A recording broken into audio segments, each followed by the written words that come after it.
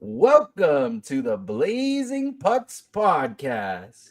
Oh shit! Ladies and gentlemen, I am your host, Victor Manuel. And I am your better host, Carmichael Manfredi. Guys, thank you Oh, so much. That's the right, I said fucking it. suave I said haircut. it. Look at it, ladies and gentlemen. It's the There you suave. go, buddy. I finally cut my hair after fucking 2 months, man. I feel like I've rejoined civilization, everybody. You rejoined the fucking Giorgio Armani fucking posters. That you know what, buddy? You could have said something way worse to I could have. insult me on that one. You could have, Nah. but thank you. That was nice. But fuck Vi- you at the same time. How you doing, my friend? Fuck you too, brother. I am doing phenomenal. Episode 73. Well, phenomenal, good, and what a roller coaster. But for episode 73 that we got to get into, bro. How are you? Well, dude, as somebody who's not tall enough to ride most roller coasters, I'm feeling very uncomfortable right now because, like, You're like, what the fuck is going on, man? I'm like, dude, I don't have any experience riding these things, you know. Um, I mean, at least it might be if only you were on the outside looking in this scenario, but you're on it because we love yeah, Canucks. yeah, And and I love my city, and I'm gonna obviously cheer for the where I'm born, but this city, it's we can't have nice things, dude. Like just very, very, very, very clearly, we can't have nice things. We have one great year last year. Looks like we're building on it. And then our two-star players are fucking menopausal. Like yeah, what, that's what, one way like to put it. what happened last year? Everything was fine. Yeah. Meanwhile, like our freaking captain and number one defenseman is turning and still carrying the team on his back like a franchise fucking quarterback. Like insane. Yeah, I don't even know where to get into on this, bro. Like the whole rift between the star two forwards, Rutherford officially as of today, interviews about him being honest about it, confirming it.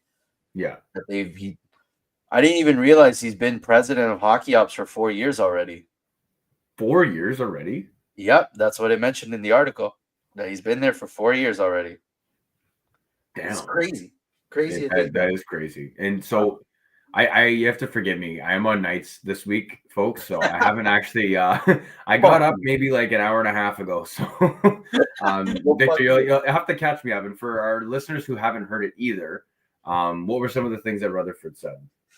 Well, yeah, of course. No, to catch you up on this. So in earlier today, Jim Rutherford, there was a article released on the Globe and Mail of all Okay. places, where the author, the writer sat down, interviewed Jim Rutherford, and I haven't read the entire thing, but throughout majority of the comments, he confirms obviously the rift that we all practically have known and speculated for a while between Patterson and Miller. He mentions how basically when it comes to the core and what needs to get fixed and retooled from it, especially between your star two centers, like as you mentioned, it is there's no good solution. Yeah, That there's going to be no good 100%. solution for it. Ideally, Rutherford makes it clear that he doesn't want to trade either of them. Like he's admittingly open, like, yeah, he's worried that we're getting to a point where it's forced to be a trade rather than the ideal situation for him, which is no trade at all because they do believe in this team. But obviously, he admits that everyone is already on the same page. Everybody knows about it. Doesn't think the interview will affect the team because he's saying nothing different to the public than what he's been saying to the dressing room, the core, and Yeah, everybody for probably behind the scenes for who knows how long. exactly. And he admits that it was something that they knew obviously existed. And for last year, it looked like everything was working out fine, that they had settled what was settled. But this year, it's just been coming up again constantly. Like it works Yeah. for a little bit and then pop, work for a little bit, pop. And That's yeah, I mean, you know what? The one thing that I do have to say, I'm happy that it's at least out there. Like, I know they've kind of confirmed it, yes and no, but like coming from, senior tight lips over there, It's nice to actually get something, in confirmation because, we know it's there. Us fans, it's kind of like, don't fucking insult us at one end, don't sit there and have us pretend like we don't know what's going on, right? And it's easy to say, but the crazy thing about that, though, that interview is, you watched that game last night and like, apparently, Biz reported that he asked for a trade Miller, right? He's denying it in public, but apparently he's asked for a trade. Well, I find it's kind of crazy, though. If you ask for a trade and you want out of somewhere, but you're dropping your gloves and fighting in a game. Well, here's the thing that makes me wonder when it comes to like insider sources and stuff. It's kind of almost like telephone game, right? But rather than, mixing up the words, maybe it's just more like those war pigeons where it takes a bit to get to like them. So perhaps maybe JT Miller did request a trade, but I don't think it was maybe specified when like probably he mentioned it like a couple months ago at the peak of like when he's like, I'm done taking the absence, or even before it. Because that man played like he cared again. Yeah. That we haven't even talked about the fucking 2 wins, which is exactly another thing. That's how fucking worried. That's how much more weight this whole season story, adversity. Fuck. Their decor just getting absolutely bent over. Yeah, I mean, aside from Hughes, I mean, Hronek, we can give him some grace right now because he just came back, right? Yeah. But everything leading up to that, I agree with you. Like it's we haven't even talked about the win. So what do you say we talk about them? Maybe let's get into that now. For sure. Let's start with Washington. Good point to segue because yes, Washington. I actually didn't expect us to win that game. What did you think? Neither did I, especially to be up 2-0 for most of the game. Yeah, and I mean, fucking Quinn Hughes, literally, that's a Quinn Hughes game right there. Oh, 100%. Like that was like the Ryan Kessler Nashville series in one game. Always such a great moment to reference that. But you're not wrong, because that first goal was literally all just him fucking skate maneuvering from like the top left blue line. Fucking finds a way to like cut in with a lane and fucking lasers it through a backhand. Yeah. And like doing that all in motion, like backhands are fucking tough. First of all, I know these guys are professionals, but still backhand with traffic while you're moving fast and you're making those sharp sudden cuts. Fuck, man. This is Quinn Hughes. This is Quinn Hughes' world and we're just living in it. That's what it seems pretty like. Right? That's so fucking spot on. Like, and his world is probably filled with a shitload of mental dissociation and nerding out about hockey. Yeah, that's exactly right. Like you always be able to look so spaced out and like laser focused and like on the ice and shit, bro. Dude, 100%. He's got beanbag chairs all over his world, just like just for playing Chell, maybe some Doritos bags. Oh, totally, man. But yeah, so that Washington win was won on the back of Quinn Hughes, and here are the 2 other things that stood out for me: Washington and Buffalo. Kevin Lankinen being back in net. Yes. And getting Desharnais out and putting in DPD. Dude. Right? We're 2-0 with it. We're 2-0 with him. And now one thing I do want to point out is he hasn't done anything crazy spectacular.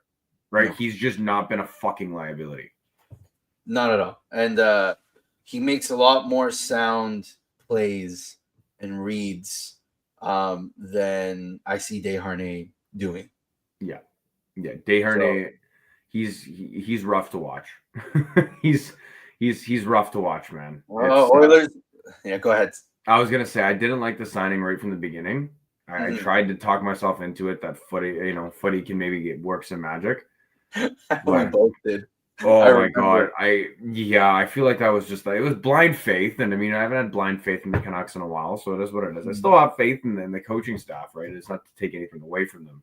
For sure. Some players are just not meant to be in this system, though, man. Yeah, honestly, that's why I mean, like, we see and we learn about coaching styles having a particular type of player that fits their mold, and then going through that trial and error process of like which players are fitting in the mold, which players are not. Yeah. I think the only reason why Desharnais hasn't been booted out or dropped down by waivers is because, again, we need him more. And it's funny how his contract is still cheap, but not. Yeah. And so it's not easily movable because he's that bad. Yeah. He's that bad. Like it's oh god. Vini Desharnais gives me agita. Like it's an Italian word, like agitates me. Like it's just it's just like Ajita. agita. Like it's hard to fucking it's just hard to watch, man. But yeah, it was nice to see DP get in there and get some minutes. The first few games, when you're in the show, a lot of adrenaline. So I'd give it maybe if he makes it to like 5-6 games, then I'd be curious to see where he's at. If he makes improvements, fucking great, keep him there. If not, no big deal, send him back down and see how it goes.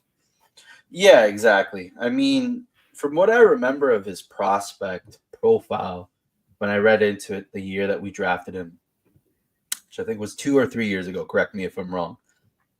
But I feel like it was 2. Yeah, 2 years ago. Let's go with that. So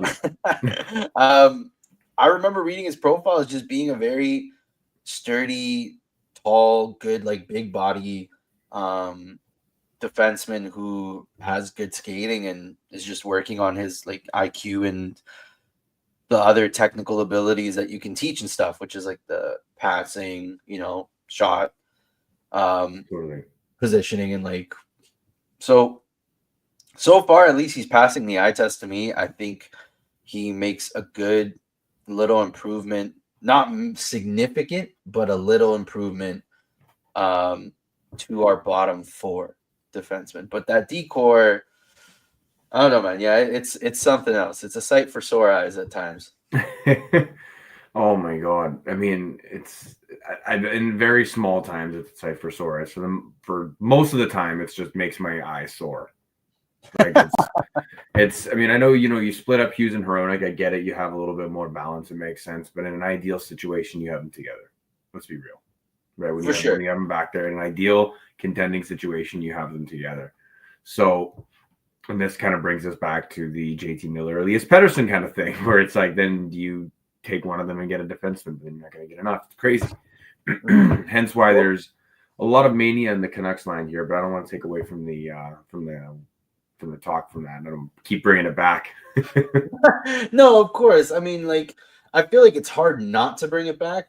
And, yeah. Like, we couldn't like beat ourselves up for it because I mean that's what we're here to do. We're here to shoot the shit and talk about what the fuck is going on. And totally. I mean, yeah, like there's a lot as best as we can. Fucking who knows what the hell's right going on now. Like, yes, we have a 2-game win. Like, we just won the last 2 games, and in decent fashion. I don't know what to expect for Wednesday, tomorrow against Nashville. But what I will say is that the boys at least put in a good effort.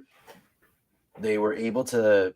I feel like they've kind of shown the pattern. I don't know about you, that they play a lot better when they score first. Dude. It's like night and day with that team. Yes, except in the sense of holding leads, because they haven't done very good with that. True. But you're absolutely right, right? These last 2 games, they've scored twice and they've scored early, right? Which that's what we saw them do last year. Yeah. Score early, be the first team, control the game, control the flow of the game. And Washington, don't kid yourself, they're the best team in the league right now, right? They definitely poured it on, right? Yeah. I'm just still blown away that Washington's number 1 in the league, but yes. I can't believe that either. I don't even think I picked them to make playoffs. Yeah, I don't think I did either, bro. Fuck. Yeah, like I don't think anybody did. Fuck, but yeah, no. It's true though. That does seem like what you're seeing too, right? The formula for them to succeed either is rooted in them being the underdogs where they don't have pressure, and when they fucking score the first goal, usually, yeah, I know collapse leads have happened still, but I mean, isn't that kind of worrisome though? That like you play your game, your best game when you score first or when you're the underdog. Like, I don't know, man. For me as a fan, I'm like, that's the only time that that's the only time that you get it up. Yeah, honestly. Like, Fucking no, it's true. I really do think one of the things that separates great teams from good teams is the ability to still persevere and push for the win when you're like, losing, right? yeah, When you give up the first goal or when you make a mistake, how do you recover? How do you regroup? And how do you still tackle and adapt and find a way to win? Not every game is obviously going to be a win. There are yeah, definitely going to be nights where either a team is just outright better than you that night, or the puck luck and ice tilt go in their favor compared to yeah, yours. Like, there are going to be those games where just the bounces are not fucking going your way, yeah, right? 100%. But at least in those games, there's still games that you put in effort and then you like come out with the L. Yeah, and you have to expect that, right? You're 100% right. That's all determined by the hockey gods. Yeah, and by the fucking players' mentality toughness on can they get tough and fucking just still push to try to win. Because I feel like there's been a lot of evidence so far this season alone where they deflate after a while, right? Like Yeah, they mentally just deflate, yeah, especially two core people in the leadership group and everything, which is Miller and fucking Pedersen. yeah, They yeah. both are players who have shown to be visibly deflated when things are not going their way on the ice. Mm-hmm. And these are things that aside from Petey, but we did not see that from Miller very much, if not at all, last season. And for the most part of his tenure here in Vancouver. Yeah, for the most part. He still had some highlighted moments. I would say that 2021 season, or the season where it was like the North Division one, fucking like Yeah, that maybe wasn't. I would see more of his like behavior like that. But yeah, nothing really since. And no, it's something that I want to see this team turn it around. But where it will, like, do you think we can get and build a win streak from here? Because clearly Rutherford said, as long as there's winning and there's a good streak and the players are doing good and they're happy with it, we're not going to move anybody. There you go. Right? Do you think we continue to build a streak from this, or do you think the Nashville game might be a plummet or a trap? I don't think Nashville, that game has potential to be a trap, to be honest with you, because Nashville's taken the Canucks out two other times. One of the times it was a very embarrassing loss at home. They also beat them in the playoffs last year. So I think they've had this game probably circle on their calendar for a little while. I think they're going to come out flying. I think they win next game personally against Nashville. I still have that blind faith. Now, the 3 games after that are going to be tough. They are going to be tough. There's Dallas, Detroit, who's been taking care of business lately, and Colorado. And then they got the Sharks right after. So if they, you know what? If they're able to fucking get through this and sweep the road trip here right into Dallas, I think that's a great sign to get some confidence back. Coming back at home, I believe they're at home against Detroit. Yeah, but it's going to be a big test for the boys, right? Yeah, it definitely is. Especially with the fact that they've taken a good step forward in beating the Blues, which are in that second wild card race right alongside with them. 100%. Helping them get into the playoffs. So yeah, everything that you said, like, facts, dude. And you know what else is facts? Getting into our ad read for the episode and talking about playoffs. Are we really talking about playoffs? Yes, Playoffs? we are. You bet. Playoffs. You bet your ass we are, because you can get in on the action at DraftKings Sportsbook, an official sports betting partner of the NFL. You can scoring touchdowns is key to winning in the playoffs, and you can score big by betting on them at DraftKings, the number one place to bet touchdowns. Ready to place your first bet? You can try betting on something simple like a player to score 6. Go to the DraftKings Sportsbook app and make your pick. New DraftKings customers can bet $5 to get 200 in bonus bets instantly. So, download the DraftKings Sportsbook app and use code THPN. That is code THPN for new customers to get $200 in bonus bets instantly when you bet just $5. Only on DraftKings Sportsbook. The crown is yours. Gambling problem? Call 1-800-GAMBLER. In New York, call 877-8-HOPE-NY or text HOPE-NY 467-369. In Connecticut, help is available for problem gambling. Call 888-789-7777 or visit ccpg.org. Please play responsibly on behalf of Boot Hill Casino and Resort, Kansas. 21 plus age and eligibility varies by jurisdiction. Void in Ontario. Bonus bets expire 168 hours after issuance. For additional terms of responsible gaming resources, see dkng.co/audio. Woo! Well done. Thank you, sir. Thank you. So let's take a look at the standings. Let's do Unless it. there's something that you want to talk about right now. That's I was going to say, we can get into the Blues game. Fuck yeah. So, fuck the Blues, first and foremost. Great team, but like, we needed that W. Mm-hmm. Mm-hmm. Did you watch the whole game? Because I was only able to really see the last half of it due to a bunch of errands. Me too. I think I watched most of the second period just because of the way like my night shift and everything went. But from what it looked like, they played a great game. They played a dominant game. They got out early again as well, and they were able to control. Like I don't think St. Louis ever felt like they were really in the game, even when they got one goal. Remember when we talked about the collapse leads and everything that they did?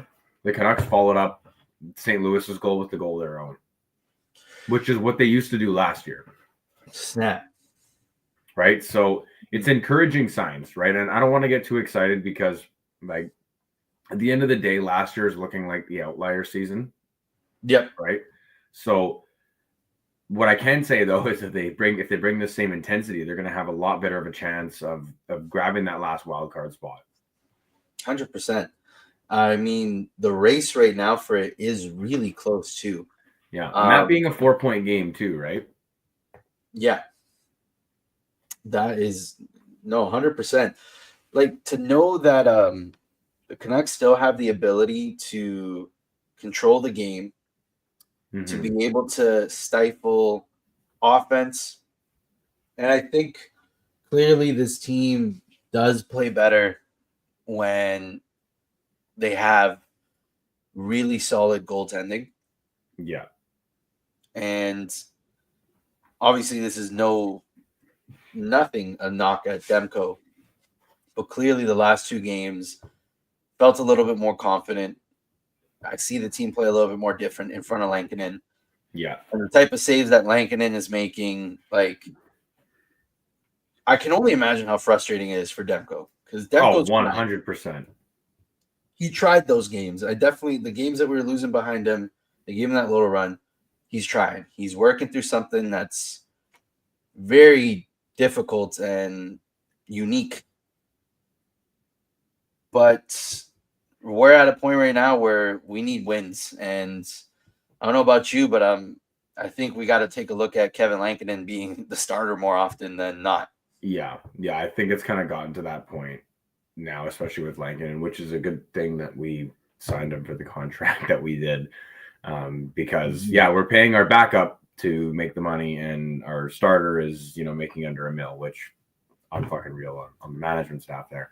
But yes, like just like you said, I mean, they play different in front of them, which is exactly how they used to play in front of Demko last year. Yeah, absolutely. And, I think it's obviously a pro type relationship, like in the sense where when our team structure and our team defense is working well, our goaltenders are able to play even better than when they have to play in front of chaos. a loose fucking skirt of a defense. The defensive coverage just being not completely non-existent, right? Exactly. Yeah. Right, and that's something we haven't had a lot of that this season. From sound defensive play, I mean. Yeah, I would say so. Sound defensive play.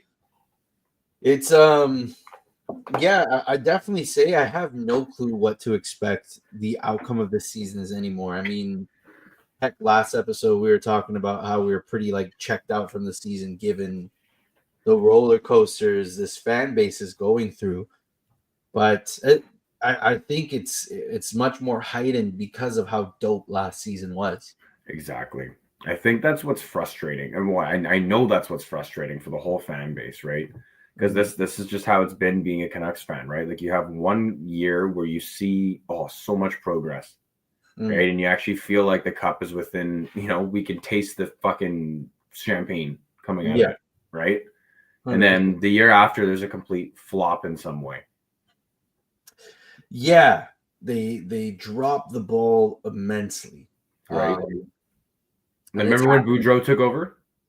Yep. Right, when Boudreau took over, we made a push for the playoffs, almost made it, ultimately got burnt out in the end, and didn't make it. Next year, we're like, fuck it, we're going for it. And we blew a multi-point leads in, 5 games straight? Yeah, that was I remember, that was a really bad outcome. I mean, heck, even when you go a little bit back more in, what is it? 2015, we made it to the playoffs. It looked like there was going to be some decency. 2016 was the collapse of everything. Yes. Pre-Brock Besser. Yeah. Pre-Brock Besser, indeed. Yes. I think his rookie season was 2017, right? Yes. And then you can even push it back further from the 2011 Cup run, the 2012 being President's Trophy winners again, but first-round exit. Yeah. And then garbage from there. Mm-hmm. Like we were so close, and then we followed up with a dog shit season afterwards, and then tumble a bit. Yep, that's just how it's been. Like that's what I was saying. Being a Canucks fan, bro, it's an up and down kind of a thing. It's a constant checking your pulse, checking your blood pressure.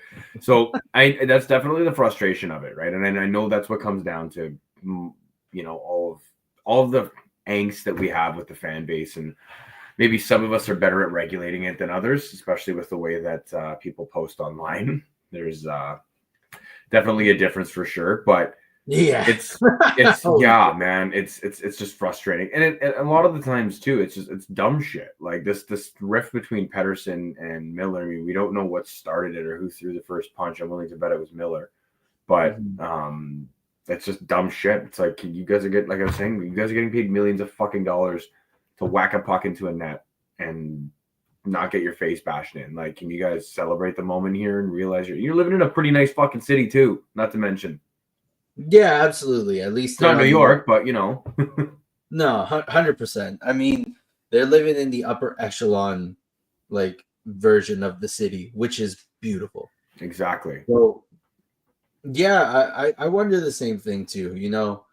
I understand, the only way I can relate is obviously coworkers and office or whatever day job, civilian jobs out there. It's true, fucking civilian jobs, right? Fuck, we're not military, gabagool.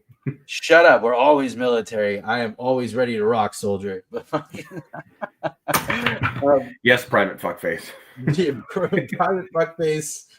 Reporting for duty. And Dr. Dickweed. Reporting for duty. Dr. Dickweed, yeah.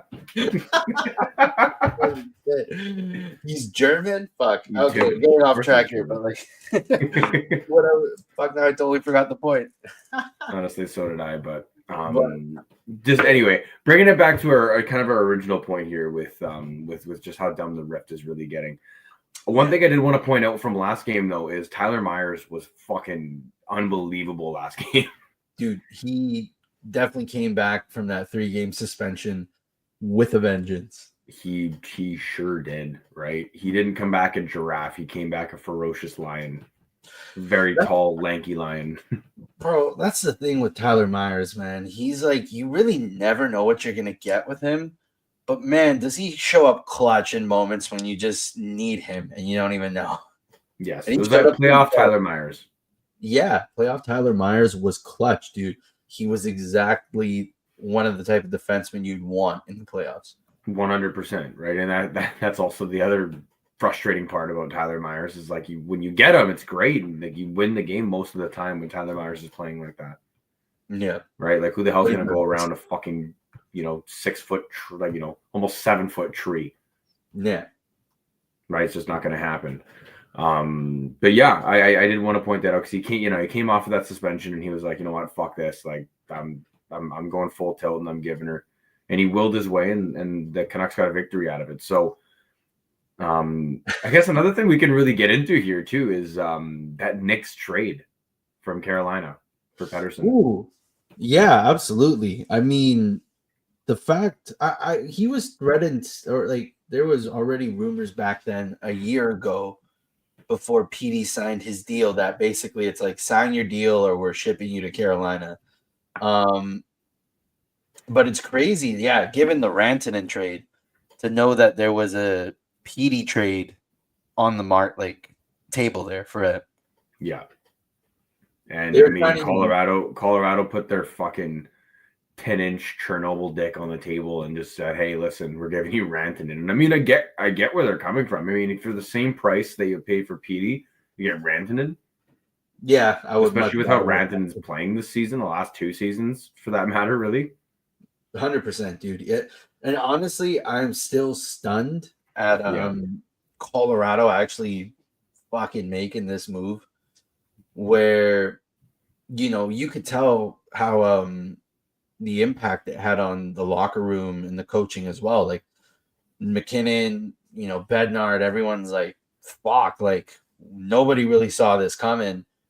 And yeah. Miko claiming in multiple different languages, English and Finnish, that he was willing to take lesser than his market value. And like we don't know what he was valuing himself. Who knows? But man, what that trade, it's hard not to take that if whatever Pedersen and Miller is, whatever the Canucks were trying to offer, and then that is on the other side of what you're going to get from Colorado, Rantanen, and you find a way I to get Taylor Hall from Chicago too. What? that's what I'm saying. And like I think Chicago also did they not retain I think half of Rantanen's salary too? Yeah, they retained half of Rantanen's salary for a third round pick. That's what it was. Yeah, which at least it's only a year in the books for them. But Yeah, still, I think they could have definitely at least gotten a second, in my opinion. I think so too. I Mhm. think that was a little bit of a mismanagement there, maybe.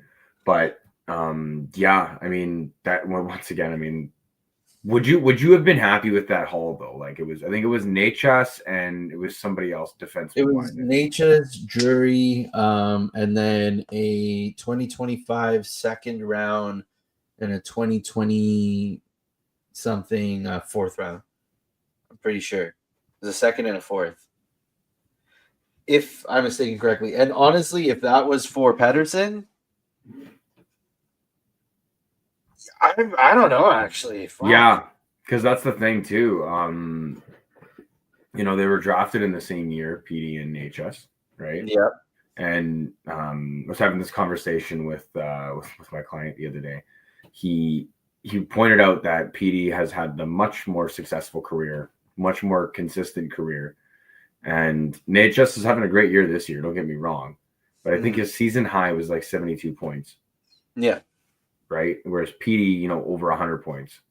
for sure. So but I mean, you obviously you don't want to take things at face value like that. You don't want to make decisions based on players' past. You want to make decisions on what you think they're going to do in the future. Absolutely. Yeah, you can't just think in present. You got to think of like where their progression and where have a good idea of what that can do, like for forward Totally. thinking. But yeah, and then exactly like forward thinking wise, in the sense for how I see it with Pedersen is like, yeah, is a much more safer gamble to go for the Rantanen and PD on their side. And I think I would much rather hold on to him over the Natchez and Jury. So I'm glad that we didn't move forward with that. Mhm. However, yeah, I feel like so what I'm hearing and understanding is like obviously Miller is the easier contract to trade, Yeah. but yet also his value maybe isn't as much. I don't know, or at least that's what's the rumbling out there that his value isn't as much as Pedersen, of course. Of course. So like, do you really think if it had to come, like, knock on wood, I hope we go on like one of those miraculous Oilers of last year of like a 14 fucking game win streak, but like, Yeah. um, you know, if it gets to that point where one of them's got to go, I'm really starting to think it might be Pedersen over Miller, and I don't know how I feel about that, to be quite honest. I'm not sure how I feel about that either. And I mean, the one thing though that I will say is you're at least going to be injecting something into the lineup, and you're going to be taking out, Pedersen's, his defensive prowess. Absolutely. Right. Without a doubt. Right. You're taking that away for sure. But with that being said, you are most likely, if you get a center back, you're probably going to be adding offense. Because Pedersen hasn't really done much offensively this year, right? It's been very minimal. Very minimal to his standards, at least, right? Of course. So that's the one thing. And at least you're not like, if you take Miller out of the lineup, especially if he keeps playing the way that he's playing right now, you're taking out the heartbeat, right? You're taking out the driving force. So that I almost feel like would be a little bit more detrimental than losing PD. PD, if we're losing PD of last year, like on that New York road trip, yeah, that's a huge blow, right? But we haven't seen that PD. It's been over a year now. Yeah, I think it's been very disappointing to know that Pedersen's didn't come with that strong of a bounce back this year, given with the way how last season ended for him. It would be my biggest concern in the end that I have a feeling would be the Canucks' luck is seeing him succeed so well with another team and winning a cup before Vancouver wins a cup. Yeah. Yeah. And just knowing Vancouver's luck, that's probably what's going to happen. But the one thing that does concern me about P is that, like, amidst all of this, like we talked about earlier in the episode, we're seeing Miller. He's elevated his game the last couple games. Mm-hmm. Right? Doesn't look like he's checked out. Right? He's elevated his game and he started to play like JT Miller that we saw last year. Right? And I know it's 2 game sample size. I can't get too overexcited about it. Yeah. But like Pedersen still just doesn't look like he's anywhere to be found. Right. And Halford and Bruff brought up a great point. They're just like, is this someone that you really want to keep around on your team? What? Like one of your teammates is fucking giving you a hard time and now like it's affecting your play. Yeah. Like, come on, man. Like hockey's a game of intimidation here. Right. Like you have to be able to stand up for yourself. So that's kind of that's why it makes this decision like a lot more difficult. Right. I would love to see Pedersen just flip his script somehow and just get in a scrap at least once this season. I agree. I think he'd be scared shitless. He'd have to change his boutons after for sure. Yeah, probably. I don't even give a fuck if that makes him have to be day to day for a bit or whatever. I hate to say that, but like, I would like to see something out of him. Day to day, just a psychological break from a fight. Just a psychological break from a fight. Still, either way, I mean, like, I would. There's something that I feel like with Petey he can spark within. Yeah. And if there's anything that he could do to like break pattern and do something out of norm and dive head first into whatever fear it may be, that could be the answer. Him getting in a scrap, but maybe. Yeah, I don't know. I know what you mean though, because like his model of style of center was very obviously offensively dominant for the first several years, but he's always had like a very sound two-way Datsuk Bergeron type play, right? There was that joke in the Toronto game where they were calling for Selke and shit. Pedersen has that ability. a very high defensive IQ, and good skills. But yeah, like it's just his consistency and just yeah, you can just tell something's just not fucking going his dang way. And I don't know. We're all starting to just be like, what the fuck is it at this point? What Yeah, is it? I feel like we've started and stopped and been like, oh, he's back. Oh, he's back. He's doing this. He's doing that. Oh, it looks like, it looks like he's coming back. And then like it just goes right back into the shitter. Right? Yeah, it does, man. Cause fucking all I know is I feel like as a fan who really started to pay attention to the team again during Besser's rookie year, Petey's rookie year, Hughes' rookie year, and then just seeing Pedersen from his rookie year and like the first 3 years afterwards, to seeing the product that we're getting now from him,